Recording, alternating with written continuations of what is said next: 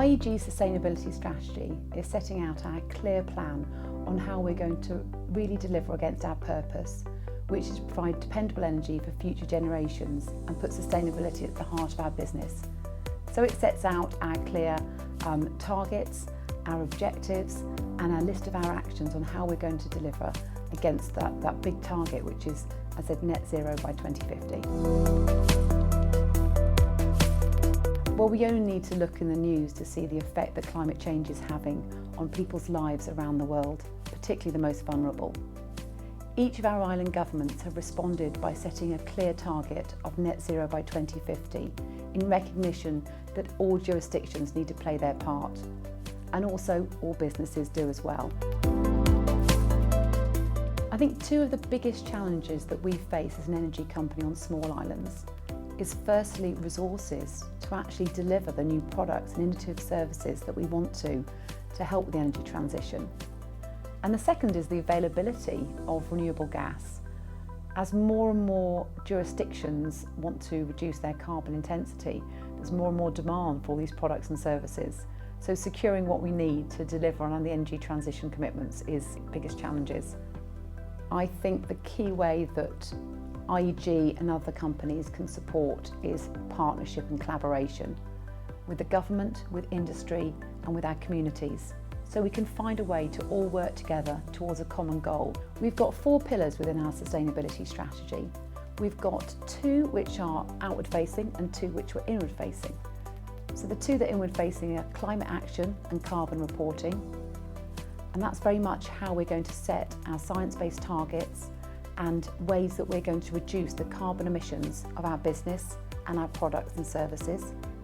We've got pillar 2, which is protecting our environment and give back to communities, and that's very much the CSR side and what we're doing about trying to develop carbon insetting within the islands.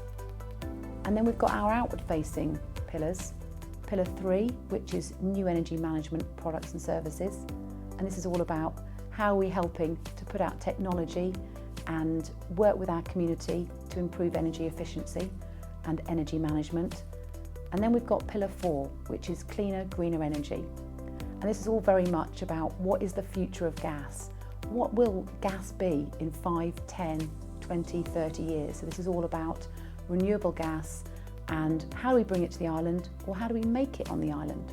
And each of the pillars are linked to a UN Sustainable Development Goal, which clearly links the targets and the objectives under each pillar to these internationally recognised goals for sustainability.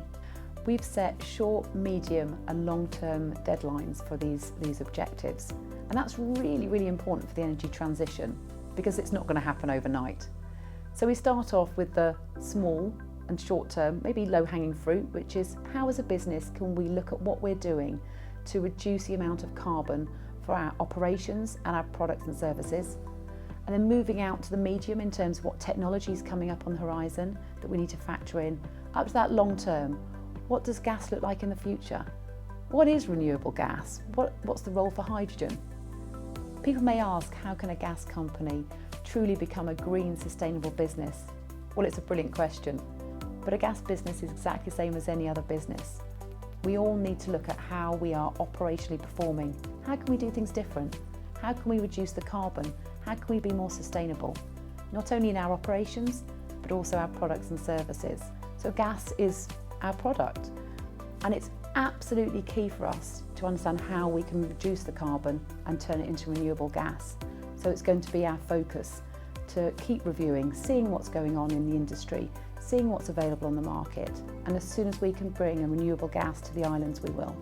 This strategy will deliver various tangible physical changes across the business, from transitioning our fleet from fossil fuel vehicles to electric vehicles, through to looking at our buildings and sites and looking at ways that we can improve the energy efficiency, including LED lighting and motion sensor lighting, through to rolling out carbon literacy training across our business so all of our employees can look at their service areas and say, what could we do better? What could we do differently to reduce our carbon? Some people may hear sustainability strategy and green initiatives and think, well, surely that's going to cost money. But actually, sustainability is all about efficiency and looking at ways that we can do things differently to reduce the amount of carbon, and often at the same time cost. So actually, whereas adding cost burden onto our customers, especially under Pillar 3, the work that we're going to be doing is hopefully going to make things more efficient and at the same time make savings across the business and for our customers. And there's been a lot of work that we've done behind the scenes to underpin this sustainability strategy.